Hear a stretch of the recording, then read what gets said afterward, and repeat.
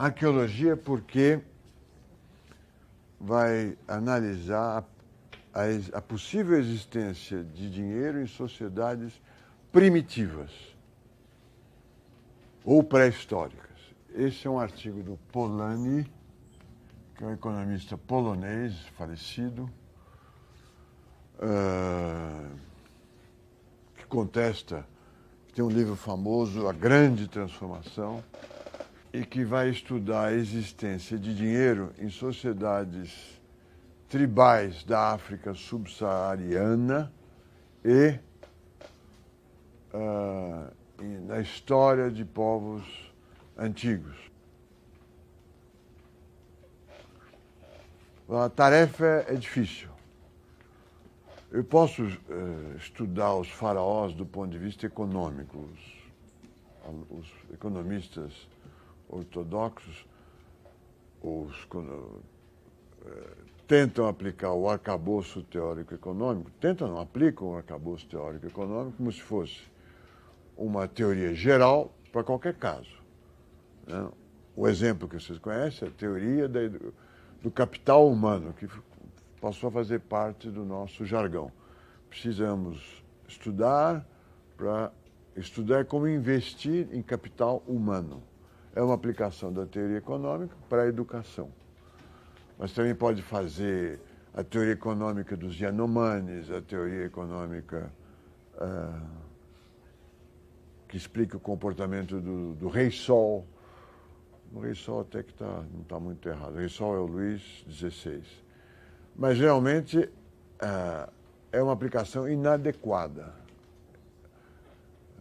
É uma teoria construída a partir de uma realidade aplicada a outra, onde a motivação econômica, o lucro ou a existência de mercadorias não está presente. Para fazer arqueologia do dinheiro, corremos esse mesmo risco. Não havia uma economia capitalista não há entre as sociedades tribais ao sul do Saara, nem entre os povos do Extremo Oriente que tinham imperadores despóticos que cultivavam arroz. Então é um esforço de pensamento ou de teorização complexo. Você pode estar aplicando uma teoria para um fato que não se adapta a essa teoria. O Polanyi vai estudar o que é moeda, procurando o que serve como meio de pagamento,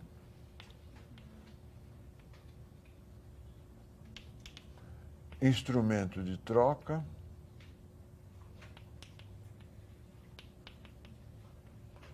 e unidade de conta.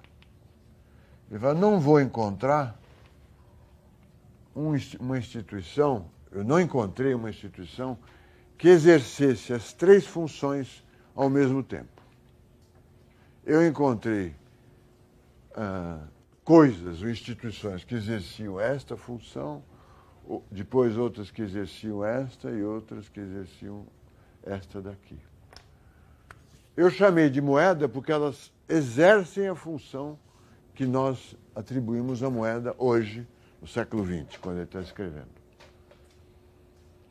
Mas são curiosos os seus achados, porque contradizem as histórias nossas, dos economistas. Primeiro, mesmo em economias que não se realizam trocas, economias tribais, sociedades antigas, havia um tipo de pagamento que era exercido, ou para o qual eram utilizadas conchas, pedaços de pedra, vegetação, objetos da natureza. Por exemplo, um chefe de uma pequena clã, de sociedade tribal subsaariana, ele acumulava certo tipo de pedra. Por quê? Porque podia lhe ser pedido uma prenda, sabe o que é prenda? Quando é brincadeira de criança, quem perde paga uma prenda. Ali, quem perde, quem é mais fraco que o vizinho, que o mais fraco que a outra tribo com quem ele entrou em guerra, ou teve uma disputa, se ele perder, ele precisa pagar uma prenda. A prenda pode ser uma sova, pode ser levar a mulher dele, pode ser escravizado, mas pode ser também entregar uma determinada quantidade de pedrinhas. O que é espantoso? Que há pagamento antes de que haja trocas. É um pagamento efetuado como um rito, como uma prenda, como um sacrifício. E é aceito para esse sacrifício um objeto escolhido, talvez por acaso, ou por alguma razão mitológica, escolhido entre os objetos da natureza. Então havia havia pedrinhas que exerciam o papel de meio de pagamento, mesmo numa economia que não fosse de trocas.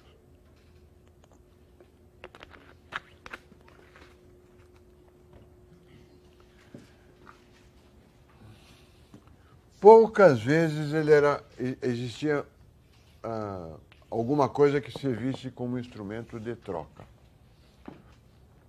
As trocas sempre se davam dentro de uma sociedade primitiva, tribal, ou lá no Império do Extremo Oriente. As trocas só se davam entre países que não existiam na época, mas entre populações estranhas umas à outra, né? O comércio internacional. É aí que se davam trocas. Geralmente eram diretas. Ou então se utilizava metal precioso. Essa é a aula padrão que se dá sobre teoria monetária. No princípio eram as trocas diretas, depois apareceu o dinheiro. Indo para as sociedades primitivas, não é verdade. Existia uma forma de pagamento obrigatória, um castigo, uma prenda religiosa, que usava um objeto sem valor nenhum, mesmo numa economia sem troca. Quer dizer, pagar antecipa ou existe, o hábito de pagar existe antes do hábito das trocas. É um resultado espantoso.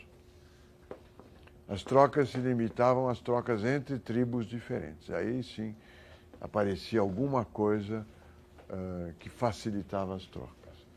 Como reserva de valor, todas essas sociedades acumulavam tesouros.